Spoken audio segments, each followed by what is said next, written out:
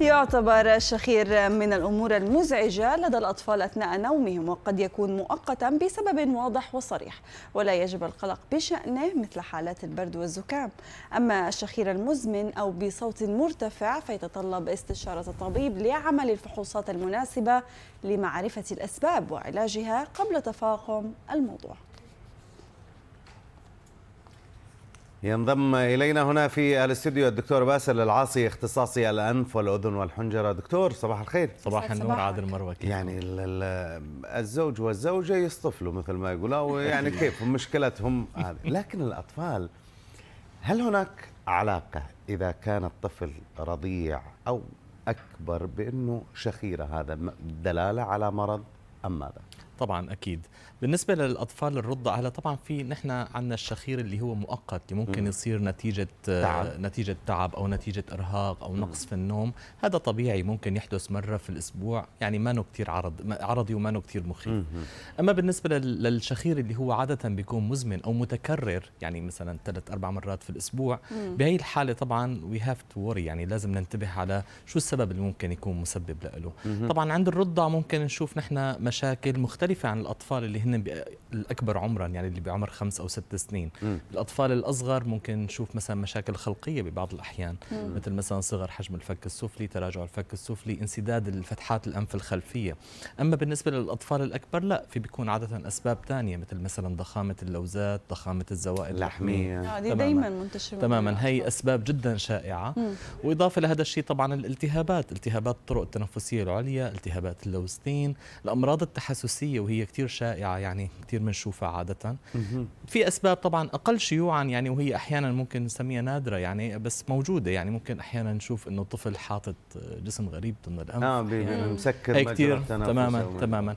هو دائما الشخير هو ما مرض بحد ذاته، هو دائما عرض لحدوث انسداد في الطرق التنفسية. تماما. طيب دكتور، يعني في حالة الزوائد اللحمية إذا كان في تضخم فيها، في أي عمر بتقدر تأخذ القرار إنه يتم استئصالها؟ مو دائما العلاج هو الاستئصال، بعد فشل طبعاً. الأدوية، ويمكن طبعاً. في حالات كثير يعني بيتم استئصال اللوزتين مع اللحمية كمان بيخلصوا منها. أكيد. في هذه الحالة في أي عمر بيقدر الطفل يعمل هذه العملية؟ عادة نحن اللحميات هي بتكون غالبا ما بنشوفها قبل السنتين، بتبدأ بالظهور بعد السنتين 3 سنين، بتوصل للذروة عادة بعمر 5 ل7 سنين، وبعدها هي بتبدأ تتراجع. طبعا الحجم النسبي، يعني حجم الزوائد اللحمية، لأنه هي عادة بتكون موجودة في خلف الأنف. طيب. فهي ممكن تسكر، إذا تضخمت بشدة ممكن تسكر الطريق التنفس عن طريق الأنف، وبالتالي الطفل يبدأ عادة يصير عنده شخير. طبعا الحجم النسبي بالنسبة له وفشل العلاج الدوائي هو أهم أسباب استئصال اللحميات، الزوائد اللحمية. أكيد ما رح تنعمل قبل السنتين، هي نادرا جدا لنشوفها، بس بعد السنتين يعني عادة ب3 سنين 4 سنين 5 سنين هي كثير بنشوفها شائعة، وبنضطر كثير أحيانا للأسف إنه نلجأ للجراحة بهيك حالات. أرجع لك إلى الرضع مرة ثانية. هل دكتور طريقة وضع هذا الرضيع، لأنه الأم عادة بالبداية إذا كان أول طفل عندها أكيد. يمكن ما تعرف كيف تحطه إنه ينام. هل طريقة وضع الطفل في هذه الوضعية أنه من الممكن أن تجعله يشخر، تأثر على مجرى التنفس، تعطيه مشاكل لاحقة ولا؟ هلا مثل ما قلت لك، بالنسبه لموضوع الشخير عند الرضع هو على فكره ما كثير شائع، بس طبعا الرضيع بالنهايه في اشياء انت ملزم فيه. احيانا الطفل بده ينام على ظهره، يعني باول 6-7 شهور ما بيعرف ينام، صحيح. او حتى اول سنه ما بيقدر ينام على جنبه، فاجباري ينام على ظهره. طبعا هو النوم على الظهر عاده بيزيد حالات الشخير. اضافه لهذا الشيء، اذا كان ظهر شويه يعني شخير عند الرضيع، خاصه مثلا اثناء الارضاع، يفضل بس شوي نحط الطفل وضعيه اكثر عموديه، يعني ما يكون افقي تماما، اكثر عموديه. هذا بيساعد على فتح الطرق البلع وما بيصير عاده ارتجاع للحليب او الدكتور اللي عندهم حساسيه الانف، اللي بيعانوا من الربو، يعني ممكن يكونوا عرضه للشخير؟ طبعا. اي سبب ممكن يعمل انسداد في الطرق التنفسيه ممكن يعمل شخير. طب في هذه الحاله، يعني اذا طفل عنده ربو، كيف يمكن التصرف؟ هل من ادويه معينه تخفف من هذا الموضوع؟ طبعا. ما الذي ادويه الحساسيه اجمالا، ادويه الربو اللي هي الانهيلرز اللي نحن عاده بنعطيها للاطفال. وطبعا اذا كان بعمر اصغر ممكن نلجا للنيبولايزر، للارذاذ او الاستنشاق. تماما. كون الطفل ما بيعرف يستخدم جهاز الاستنشاق نفسه.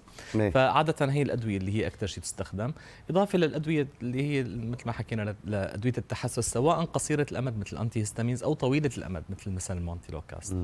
طيب ماذا أيضا يمكن أن نفعل للأطفال حتى يعني أنه خلينا نقول بأنه هذا العمر هو عمر خطر، إذا ما لاحظنا أنه والله عادة يمكن اليوم الأولاد يا إما ينامون بغرفة لوحدهم أكيد. ما نسمع أكيد. شخيرهم، كيف من الممكن أن نتأكد أي مرحلة هي اللي يجب الذهاب بهم إلى الطبيب حتى لا نتأخر؟ أكيد، مثل ما يقولون في أيضا التجويف الأنفي يتغير حتى إذا طبعا هو المشكلة إنه الشخير إذا كان مثلا ناتج عن انسدادات بالطرق التنفسية ممكن يعمل مشاكل طويلة الأمد للطفل. يعني ضعف نقص الأكسجين أثناء النوم اللي بيصير نتيجة الانسداد ممكن يأثر بالنهاية على الاستيعاب، يصير عند الطفل ضعف في الاستيعاب، أو حتى يصير هذا اللي بنعرفه ADHD اللي هو نقص الانتباه وفرط النشاط. نعم. طبعا هذا بيأثر على التحصيل الدراسي تبع الأطفال، بعد فترة بتلاقي بده يتأخروا في المدرسة. إضافة لهذا الشيء مثل ما حضرتك ذكرت في مشاكل على النمو تظهر على خاصة على منطقة منتصف الوجه وعلى طول القامة حتى كمان. إضافة لهذا الشيء كمان ممكن نشوف مشاكل تانية، يعني مثلا مثل التبول الليلي اللا إرادي عند الطفل، هذا أشيع في حالات الأطفال اللي هن عندهم مشاكل انسدادية. هذا مرتبط دكتور طبعا يعني؟ طبعا لأنه في عندنا مجموعة هرمونات، أول شيء هي بيزيد افرازها اثناء نقص الاكسجه اثناء النوم، وهي طبعا هي بتزيد كميه التبول، اضافه لانه اصلا الدماغ نتيجه الانسداد اللي عم بيصير اثناء النوم ونقص الاكسجه بيبدا ينشغل تماما بموضوع تنظيم الاكسجين وتنظيم التنفس عند الطفل اثناء النوم، وهذا بيخفف من تحكم الدماغ بالمسارات البوليه او طيب لو اهل جابوا ابنهم او بنتهم الاستشاره الطبيه، ما الفحوصات التي تطلب منهم؟ ام الفحص السريري يكون كافي لهذه المشكله؟ الفحص السريري هو الفحص الاولي، يعني طبعا واخذ قصه سريريه جيده بحيث نحن نفهم تماما قديش عم بيكون تكرار الشخير، قديش صار له مستمر، هل هو مرتبط بعوامل مثلا محدده ممكن نحن مباشره نعالجها. طبعا الفحص اللي هو الفحص السريري هو الاساس دائما. نحن عاده بنستخدم تنظير الانف، سواء عن طريق التنظير اللي هو عن الفحص العادي يعني عن طريق منظار الانف، او بالمناظير يعني اللي نحن اللي بنستخدم هلا طبعا الطرق الحديثه. ببعض الأحيان ممكن نلجأ أحيانا لطلب صورة شعاعية للمجرى الهوائي، وهذا كتير ممكن يساعدنا. أحيانا بعض التحاليل الدموية كمان ممكن تساعدنا. ففي عدة أشياء ممكن نلجأ. دكتور خلينا نذهب إلى أسئلة المشاهدين، الإجابة عليها باختصار إذا تكرمت. نأخذ أول سؤال: هل الجيوب الأنفية تشفى في العلاج أم في الجراحة؟ أعاني من الجيوب الأنفية صار لي أكثر من 10 سنوات. مشكلة الجيوب هي مشكلة شائعة جدا، وطبعا اكيد وطبعا هي ممكن تكون ناتجه عن حالات، يعني مصطلح الجيوب الانفيه لما بيقول لك المريض انا عندي جيوب انفيه ممكن يشمل الحساسيه وممكن يشمل التهابات الجيوب. طبعا الالتهابات عاده ممكن تكون حاده او مزمنه. أكيد الخط الأول للمعالجة هو المعالجة الدوائية. الالتهابات الحادة طبعا أكثر ميلا أنه هي تشفى بالمعالجة الدوائية. الالتهابات المزمنة طبعا نعطي معالجات دوائية لفترة أطول، بس في حال فشل العلاج الدوائي ممكن نلجأ أحيانا للجراحة. حلو. طيب استفسار آخر دكتور خلينا نشوفه: هل يفقد السمع فجأة بدون أي عارض أو ألم أو التهاب؟ ممكن طبعا. أكيد هو في جزء من الأسباب مذكورة بنص السؤال نفسه. التهابات الأذن الوسطى والخارجية هي أسباب شائعة لنقص السمع اللي هو بيصير فجأة. أحيانا ممكن يكون نتيجة رض، كمان ممكن يساوي هذا الشيء. أحيانا ممكن يكون نتيجة تراكم الشمع ضمن الأذن، كمان ممكن يعمل نقص سمع مفاجئ.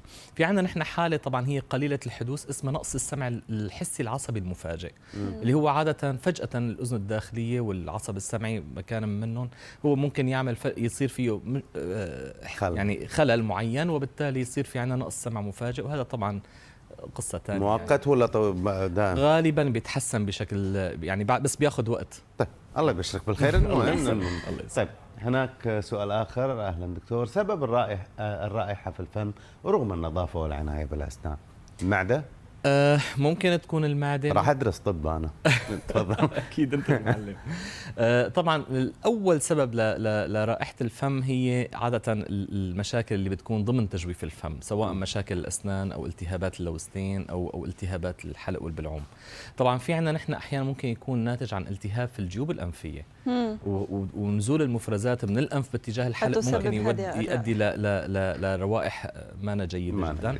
احيانا ممكن تكون مثل ما حضرتك ذكرت التهابات في الجهاز الهضمي، واحيانا ممكن تكون التهابات في الجهاز التنفسي في الرئتين. شكرا. إذن عليكم بمراجعة الطبيب لوصف الحل. دكتور باسل العاصي، اختصاصي الأنف والأذن والحنجرة، شكرا جزيلا لك على كل هذه المعلومات. شكرا جزيلا.